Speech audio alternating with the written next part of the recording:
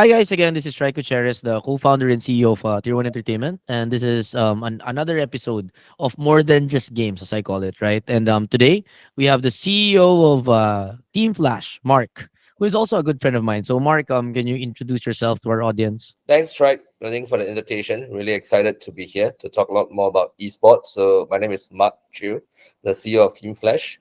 We are currently based in four countries, based in Vietnam, where our core teams are. We have four teams in Vietnam and also in Singapore, in Cambodia, and also Thailand. You're really very big in like the countries that you're in. Would you care to like share your story of like how you started all this, like in terms of like the development of Team Flash in all of these countries? Because the geographies you're in are kind of like different from my geography, so I'm sure you have a different set of challenges. How did that go for you in terms of starting out in Vietnam? I think for us is I think for Team Flash, I think we started in I would say 2017 back in Singapore. Was co-founded by two guys by Terrence Ting and Samson O. They started Team Flash. I think it started in Singapore because of I think we were very strong in FIFA at that point of time. And I think in 2019 they started to look into Vietnam and went into Vietnam to actually started with an AOV team, Arena of Valor, before having a League of Legends team, which is actually very successful in Vietnam. So Arena of Valor, we were two times world champions in 2019, and also League of Legends, we were VCS winners for 2020. Then from there in Vietnam, we expanded into Free Fire and also League of Legends Wild Rift, which our Wild Rift team was the SEA Games winner in Vietnam last year and was placed fourth in the SEA Games Icons, the World Championships last year as well, and Free Fire. So then that's where Vietnam become our core market. But then we look at Singapore, we consolidated, we started a MLBB team, around a year and a half ago. We are still very strong in FIFA. So we are the number one ranked team in Asia and also have an e-racing team as well. So in Thailand, we branched out, I would say in 2020, it started with a PUBG Mobile, but now we have switched to a lot more to FIFA Online 4. And last but not least, we entered into Cambodia with a MLBB team, which won last season and took part in M4 as well. So these are the four countries we are in, and currently looking at also other options in other markets. Yeah, let's talk about, like esports in Southeast Asia. Obviously, like for every market that you get into, there's a different game that really resonates to the people and the community there, right? So in terms of like Team Flash, how do you go about identifying which game to go to and what market to go to, if you don't mind me asking that? No problem. I think happy to share, right? I think track. I think for us, I think when we look at the market, I think different markets have different games and different categories, right? And I think we have your tier one games like Dota, CS:GO, League of Legends, but I think in the end we also have mobile games that started to rise around 4 years ago. So in Philippines, right, MLBB is the craze, right? Indonesia is the craze, but in Vietnam, to be frank, MLBB is a pretty dead game, right? But the biggest mobile game there is Arena of Valor. So I think we look at various markets, which games have really gone in and really been very strong. And like I said, Philippines is crazy, right? They're strong in almost every game, from Wild Rift, from LBB, from Dota, right? We have seen many, many strong teams, But I think for Team Flash side, I think we look at specific markets. We like Cambodia. We like new growing markets, and that's why we went into Cambodia last year. We are very excited.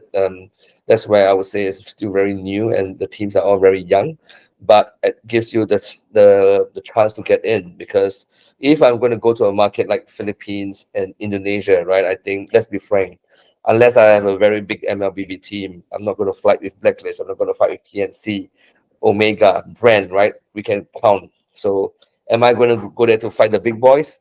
Maybe not. We're going to Indonesia. We have Onyx, we have EVOS, we have Bigatron. Are we going to fight them? It's going to take us a long time. We're going to spend that kind of money to really get the best team. So I think basically we are going to look at new emerging markets, like Cambodia, and I think we would have gone into Myanmar, to be frank, if it was not due to the current political situation. So Uh-huh. for Team Flash, we're looking at really new growing markets that we can establish, so that we go in there to be the best team and to establish our brand from the start. So that's where our focus we're going to be. League of Legends, for example. I mean, League of Legends is a totally different market from all the mobile games that we're in right now. Like, what's your experience with that, especially a team coming from Southeast Asia and competing in League of Legends? I think Tryke, I think League of Legends, I'll be very transparent, right? I think in Southeast Asia, the only country that plays it is Vietnam, Yes. right? I think the market has is gone from everywhere else. I think Philippines and even would say a very good market, but I think people play Dota instead of League of Legends, right? Yes. Everybody concentrate on the one game. So if it's a PC, mobile, it's either League or Dota, right? I think the only country that I find is different is China, right? China have League and Dota, which is very strong. Yes. But I would say in Korea, no one plays Dota in Korea. So I think in Asia itself, Southeast Asia, right? I think I look at the market, I think it's only League of Legends, and we continue to invest in it because it's a tier one game, and it's quite interesting. And that's why when we look at the various markets, am I going to do a possible team in Singapore for League of Legends? No. So I think we look at specific markets, and if I'm going to go to newer markets, what's the key strong game in the market and what's the restriction, right? Because League and Dota will only let you have one license to have a team, whereas MLBB allows you to have multiple franchise or teams in other countries. So we really need to see the basically what are the publishers' visions before we really contemplate on what teams we want in those countries. Same. I think for us, right, like the three considerations are one, it's the schedule of the games that are available because that is directly connected to the possible commercialization that comes with it. Second, obviously, like the population of the community, like how Yes. relevant is that game for a certain geography. And I think third, it's really can we find the right fit? Can we find the right team or players that are Yeah. who are actually willing to, like play under the banner of blacklist because it's also hard to find, right? So let's talk about players next, right? Obviously, a lot of development has happened in esports in Southeast Asia from the Dota 1 days to the computer cafe days now to established organizations signing up players, like in six digit figures or whatever, like digit figures that there is.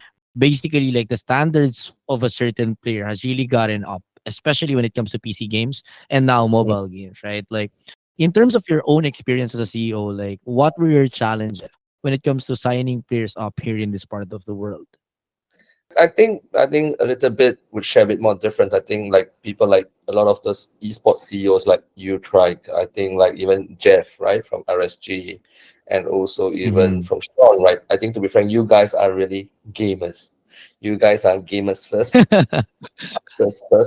right? And you guys are really in the industry for a long time rather than me. For me, I came from really a sports background. So I'm mostly a sports person. Mm-hmm. I came from buying and selling media sports content. So I've been involved in the sports industry for the last 15 over years. So I look and I would like to see how I can bring the professionalism of sports, right, into coming into esports. So coming to players, I think basically it's very simple, right? I think a lot of players are very young, 16, right? I think 17, 18, 19, right? Mobile Legends is minimum age is 16, you know, and League of for in but in Vietnam it's actually 18 to play AOV.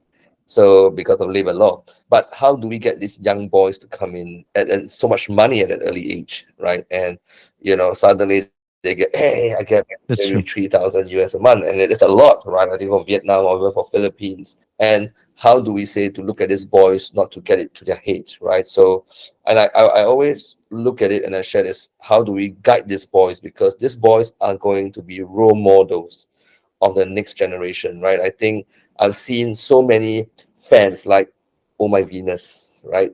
Your players, right, Tribe, are really role models to the next generation. So when I be very frank, when I tell my team or to my esports managers, who are helping me to scout for players, right? I tell them, right, I want boys with the right values, with the right attitudes, right? And there are three Mm. things that I'll be very clear to my boys, right? And that I will get them out of the game house immediately tomorrow. I don't care if they are Kyrie or if they are Oh My Venus or who they are, right? But three things that is no for me. First is match fixing, drugs, and then I'm very, another one is not as bad, but actually smoking in the game house, right? But these are very three things that I want boys Mhm. with values, because I told them that the vision that I have is, why we call it Team Flash is making gamers heroes, right? I grew up in the days of football, right? My idol was Van Basten, my idols was MJ, right? And they were the best models. If you look at Kobe, right, at the his mindset, right? Everybody's talking about how much he train every day, right? He wakes up at 5 to train. So what I hope is to bring these sports values, right, back into esports, and I saw a lot of esports teams a few years ago, no proper training regime, no proper timing for training, and but how do we bring those ethos into esports? So hoping to bring that, and hoping to bring the professional culture to come into esports, because the vision that I have for Flash is going to be really like a sports club, right? A football club, right? So, we are planning potential partnerships with, sports teams around the world. That's where the vision that I want to go, because esports and sports, is there a difference? In my opinion, not much, right? We play the same games, we train the same way, and to me, it's like the way the competition goes, the way how we fight for MSC, how we fight for M5, right? So what's the vision? What's the end goal? These players are competitive. So we hope with that is with the players is to teach them really the right values. And we want my boys to be the best role models, to get the best young boys to join our team. I think this is just my opinion, but it's really a matter of leadership philosophy. Like every management has a different expectations when it comes to these players. And obviously, Yes. Mark, like you're one of the greater role models out there when it comes to business. I mean, you're one of the reasons why I was able to meet the different owners of esports because of an event you hosted in Singapore. So I feel like that is your philosophy and values that you're trying to, like bring to your players. And I think that's fascinating because um you said it right. Like some of the kids today, especially Gen Zs and Gen Alphas, will probably not look at only the sports icons and heroes of the world, but they're actually watching Faker. They're probably watching Dandy. They're probably Yes. watching their local heroes fight against the best of the best and are dreaming to become them, right? So I Yep. feel like we can't really undervalue the importance of attitude and just being able to have the right image and model in the next generation because that impact to you as a kid is so much big, right? It's mentioned your hero was MJ.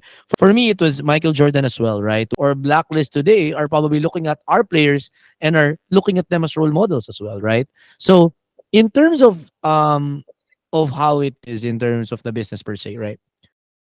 I know that we all want to build role models, but how do you implement it? How do I implement it? Like that's something I want to be able to talk about. So for you, like how do you double down on the implementation of we need to be this, we need to be that, and how does that follow through? Of course, it's not you anymore, but who implements it for you? How does it work? I think on the business sense, right? I think everybody has the same question: how can we make money from esports teams, right? Or right? I Yeah, think it's natural, right? Everybody look at FaceClan IPO, everybody look at Astralis, everybody looks at a lot of different teams, right? We have nice high valuation, but in the end, how does the revenue comes in, right? Tryke. I think every team I respect has their own vision, right? I think 100 Teams is very good in merchandise, right? So everybody has a different direction on how do we go and how do we. But I always believe if we have the teams with the best players, the best attitudes, right? Brands are coming in, right? You have LV coming in for League of that's true. Legends, right? You have McDonald's sponsoring MPL Malaysia, and brands, right? I think it takes time, right? But we always say that the older generation, right? If I tell people my age, to be frank, I'm one of the oldest CEO, right? If I ask any of my friends, like for about 40 plus, to say, are you playing games? They say, no, I'm not going to play games. So a lot of brand managers are around that age, right? Slightly older, or are brand custodians. So, but I feel that attitude is changing. Attitude is, really say, okay, is esports real? But I think the last 4 or 5 years we have seen it grown. So, but other than sponsorship, other than prize money, right? I think these are the two biggest revenue generators, but it's not consistent. The sponsorship is not big enough, right? Prize money is still, I would say, can be better, of course. But I think one part that we don't really see is how teams earn money from other regions, right? Or even other sports is broadcast revenue. But I've not seen this because a lot of the games developers actually, well, they are the ones earning money from skins, right? From where they sell. So to them is they don't really, they look at broadcast, but it's more wide. They're more encompassing. So usually, as you see a league, how does NBA earns money? How does Premier League earns money?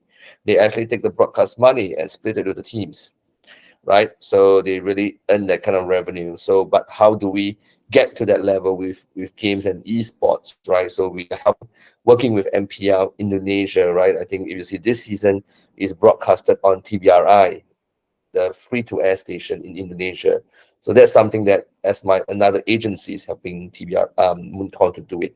So there's a lot of revenues that's still relatively untapped, and to see how we can make the revenue out of it, And one thing I can be very openly share that a lot of teams don't even like, how does NBA teams make money, right? From their own state, from Staples Center, from all their various stadiums that they have, because they believe in getting people to come in to pay and an experience to watch their teams play. So when COVID was done, a lot of the sports get badly hit because a big chunk of their revenue actually comes from stadiums, ticket sales, right? And then selling jerseys, selling sponsors. But what I feel is a lot of esports teams are playing at home or on a studio that doesn't allow interaction with fans. So how can we do this? How can we do it? I think that's something that a lot of we can sit down and discuss, right? And to really have our own inventory, our own venue, right? I think in esport, in football, right, your NBA, all your LED boards along the side of the stadium is where you earn money, you sell sponsorship. But do we get sponsorship from? Are we able to put it onto the maps of MLBB? We can't, right? Those belong to actually to Moonton, right? So how do we sit down with the developers to really think about how do we sustain, So there's so many different ideas that we can work on, and how do we work and use samples or example of sports to bring in to increase our revenue model for each esports team. I totally agree with you. And I think this is something Ringo and I touched also on the previous episode that where we talked about esports, where the media rights is such a complicated matter when it comes to esports, because most of the publishers are really looking to expand the distribution as much as possible. And don't really mind earning from the media rights because they're already earning from the in-game transaction. So they more of see the media distribution as a marketing rather than an income stream. So with that, it's really different, and it's in a way it's conflicting in terms of interest, because as a game, I want my content to be out there rather than sell the content and put it exclusively somewhere because it might Yeah, limit my eyeballs, right? So I think those are the type of conversations we might be needing to have. And like, I think, where are we on that, right? I mean, that's something I want to talk about, because obviously, like, when you talk to publishers alone as a sole esports team owner, it's a different conversation versus we are collectively there together, like talking to yeah, them and really finding that middle ground, because I truly feel that the future of esports needs to be a common ground between publishers, media, and orgs, right?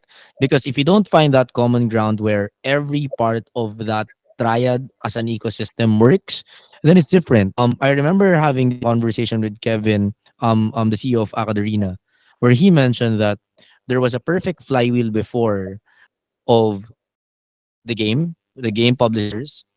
You have your players and then Twitch. Meaning, as the players stream on Twitch, and then they earn from it, and then basically, like the game publishers are happy because their content is out, and then eventually the org sometimes earns from the players, right? So that stopped because eventually players stop streaming, Yeah. because eventually players just want to play. So I think that whole ecosystem of a flywheel needs to be able to be reinvented in this day and age. And do you see that happening? What type of like a structure do you see? I know us all have different thoughts on the matter, but like what are your thoughts on that, No, I think if especially we look coming from sports?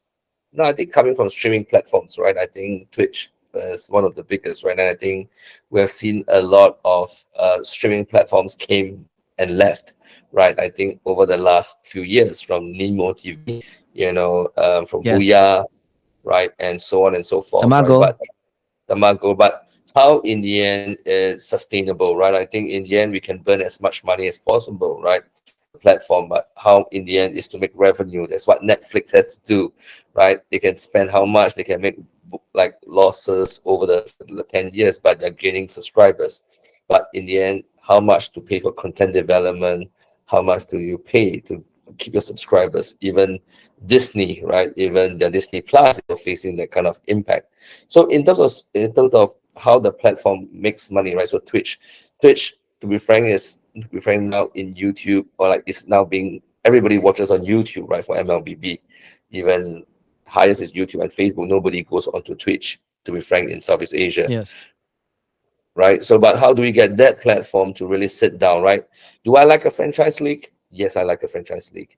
Whether to put the money to go in, all right. But in the end, collectively, like what you said, right? All the 8 teams, like in the Premier League, right? In football, a good example is the owners of the clubs actually is a separate from the federation, right? So can it be a private entity where really the team sit down with the private entity to look at the franchise league, to really the money is being given back to the box. So I think that should have been a lot of discussion and to get the revenue to come back. There's a lot of potential revenue, that's for sure. But like I said, I think the MPL in Philippines has done really well, right? The franchise league, I'm not too sure about numbers. I'll keep trying to share a bit more. But I think that model will be good. But I think there's a lot more that I say the publishers can work hand in hand.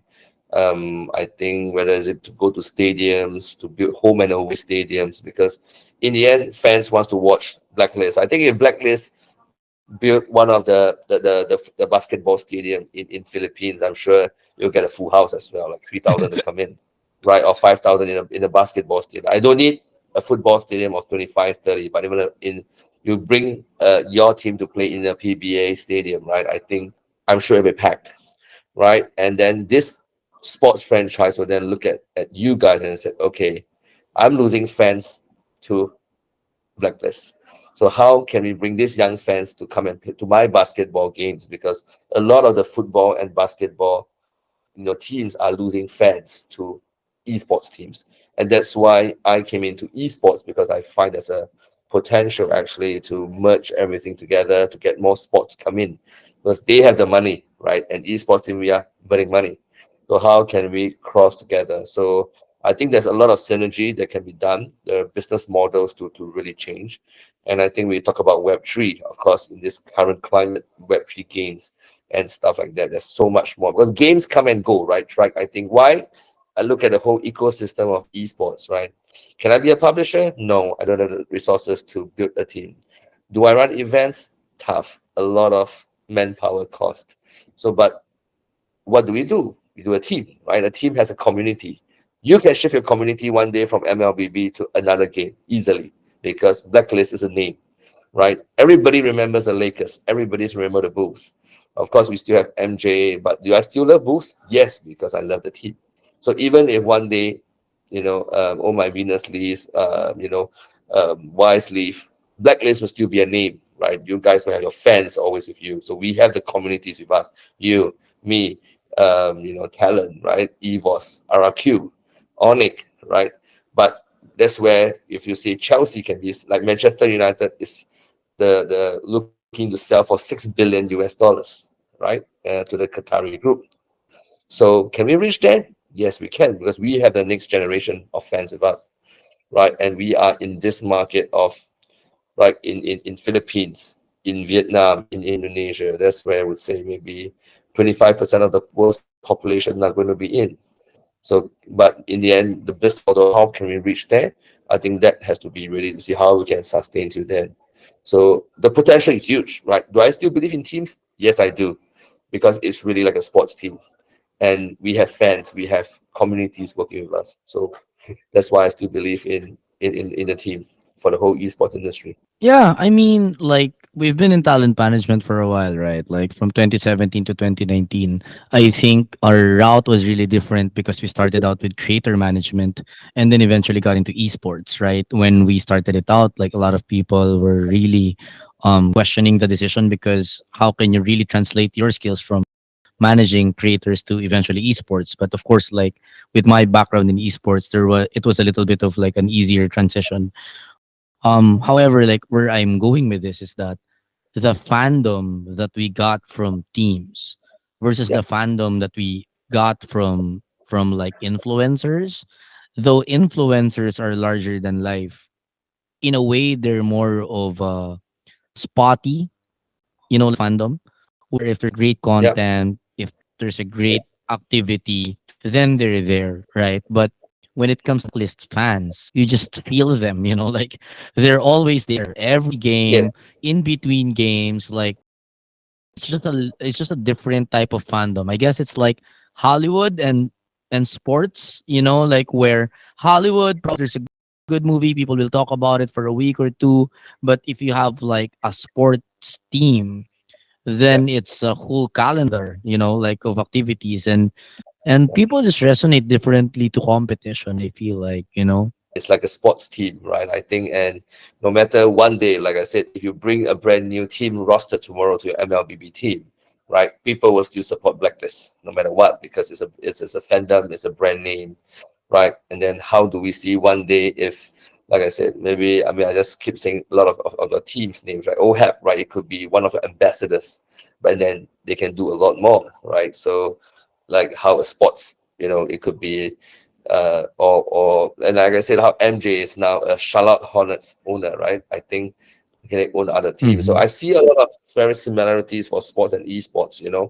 So, and what we have is fans, and I think that's something that not every has, right? And that's how we would say, maximize our monetary. How can we really get that kind of fans to support us more, right? I think if you look at Spurs, Tottenham Hotspur, half of the stadium when I went there to watch a game in London, 20% was Koreans because of Song Min, 25%, right? So one day, just imagine if you import like how Philippine players are, right? The best in MLBB, to be frank, with Indonesians. I don't know we create any divide here between Philippines and Indonesian players, but Of I have course. one I have one Philippines player and one Indonesia player in Singapore playing for my MLBB team this season. The talent is huge in Philippines. So how can we bring them here? And I'm going to bring some Philippine fans to join Flash. So, like I said, it's the fandom that I really think there's so much more potential. And, and I think it's just continuing going to grow, in this region. We have so much fans. You guys, us, right? Even Onyx, right? How do we build a brand now? Everything with Onyx in Indonesia is about Kyrie, right? The Sky King. So once we build that brand name, I would say so. Business is how we look to maximize it. I think there's many different ways to do it, but I think it will definitely be still good, right? If you look at football teams, are they making money? Not so, right? If how are you going to buy a football player for 30 million pounds every year?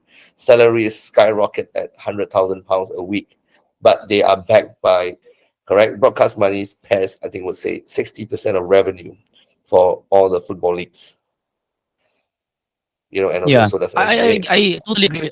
I totally agree with everything that you're saying. Basically, to sum it up, that the future is bright, and we have Yeah. an existing foundation in the region because we Mm. have built great teams, right?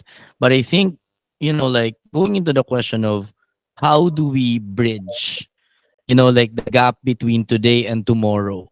I think is one of the questions that is talked about today, especially in the esports esports space, right?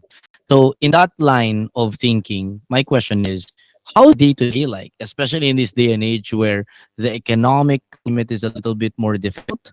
What's your day to day like? So at least people who are listening have an idea of what the CEO really does. Especially if you're a CEO of an esports company. In the end, the day to day, of course, economic is not going to be good, right, in the next 6 to 9 months. So, but how do Mm-hmm. we continue to push on, right? I think working closely with our investors together, because they will have to know what's our end goal, what's our dream, right? What is the exit plan for all our investors, right?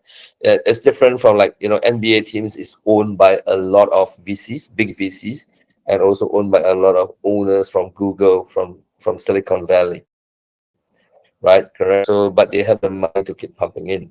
But for example, for all our esports team in the next 6 9 months is just to really to show the investors that this is the future, right?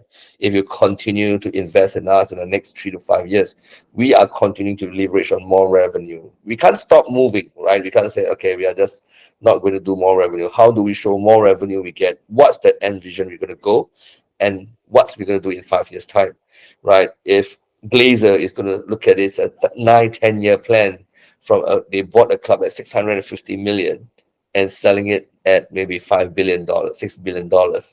So how do we sell that kind of, but at the moment, but still earning good revenue through the last 10 years because of their brand name, right? Merchandise at Old Trafford, right? Building a new stadium again. So in the end, it's really to justify that why this investor should still be investing in us. What's the dream? But continue to ramping up new revenue models, whether is it in the Web3 space, whether is it in the sponsorship space, whether is it the education space. So it's just that how every team has a vision of how they're going to go to.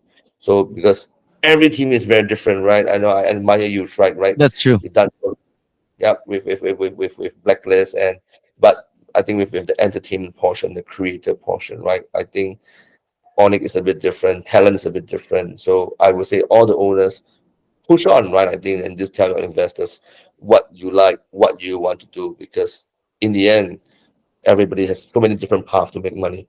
But just to convince the investors, just to believe in us and believe in the future, because these kids are our future. These kids is not, it's our 17, 18, and we're going to get more young kids. Right, right. No kids, what kids have on the phone, first thing they have is a phone, right? Every day. The first thing they check when they wake up is a phone. It's not anything else. So, I and got what do they do? Do they play? I mean, obviously we're in esports. We feel that this is the future, right? So, Hmm. in terms of looking at the PNL, checking the microeconomics, like how many meetings do you do in a day? Like just for people to have an idea of like what a day is like of a CEO. In all frankness, I think I just finished a call with Munton before I come to talk to you, right? I think because for me, I run different businesses, so I have my own company buying and selling media rights, right? And then, then I did not do esports 5 years ago, right? I started with esports only in 2018. From 10% of my time, 20% is almost half of my time on esports every day. And how do we create the new ecosystem, right? I'll be very transparent and share it. We are working together with Munton on my another company to actually launch, to look at Mongolia as a market for Mobile Legends. Mhm. What do we do there? How do we do there? I help Mobile Legends in Indonesia, right? Maybe doing the media rights as well. So, like I said, do I have meetings? Yes, like every day, 7 8 meetings a day. Whether which part of the ecosystem, it depends on the ecosystem. It depends on the business, right? It could be with Flash, where I'm talking about players coming to join us. So where we join the dots together about where should we go next? Should we be in the Middle East? Should we be in India? Right? Because that Mhm. is a lot of business. So non-stop, buddy. I think between you and me, like I shared, this is only my third full week in Singapore this year, from January to end of March, right? And we are always constantly flying around to move business, to push for stuff. But I believe, to people who are watching, that esports is the future, because what I see with kids, I will share some examples, right? Is no one is watching TV anymore, right? Everybody's on Netflix. Nobody's listening music on CDs. Everybody's on Spotify. So where will sports go? Sports will go to esports, and these kids will only be into esports. So this is the future, guys, for sports, for me, in my opinion. But how do we merge with traditional sports is something that we can't ignore. So the future is bright for me, I think, for esports. So, but to bring to merge the both sports and esports divide together. Yeah, I think perfectly said. In conclusion, like there is a lot of future for esports. Whether what that future is, we don't know. And I think that's part of the excitement, right? Like not knowing what can happen in terms of the development of esports in general. Because I remember when a time that there was a time when we never thought that mobile esports would be a thing. And look what it is today, right? Like when Web3 was still a question of is it true?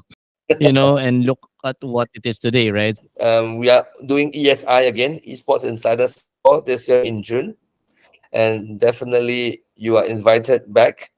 And Thank you. this year is going to be, yeah, you're going to be more open, to be frank. So where last year we still had a bit of COVID restrictions, but this year is going to be all free. So we really like to get everybody from the esports industry to come to Singapore in June to really mingle together, to brainstorm, to share ideas, to really grow this industry together, right? I think it's going to be held differently. It's going to be held at the Asian Civilization Museum. We did it in a church the last time, and now we're going to do it in a Yes. museum, right? So that's how I think we look at growing the whole esports ecosystem pie, right? I think it's not only just managing a team, but various parts. So I'm really looking forward to catch up with you in person, or maybe if not, maybe earlier as well. So really, thanks for inviting me for today's podcast, buddy. Appreciate it. Yeah, super. Thank you, Mark, because I know how busy he is. No, Like, no, no. imagine 7 to 8 meetings in a day. Usually have like 30, 40 minutes and then 20 minutes gap and then next. I'm that also. So I know like it was a very important like that you missed a lot of things just because you took this No, no, no, no, no. podcast. But thank you so much. I had to book him last week to get him today. So that's how busy he is. Enjoyable chit chatting, and I think it's more to share for the esports industry. So happy, any questions, feel free to ask Tryke. Happy to come on again and we'll talk more, buddy. Yeah, so thank you so much, Mark. And again, this is more than just games. I hope you learned a thing or two about esports and how the co-founders and CEOs of esports companies think. And hopefully, like one day you can become one, or maybe like join an organization like ours. So thank you so much again, and yeah, cheers, goodbye.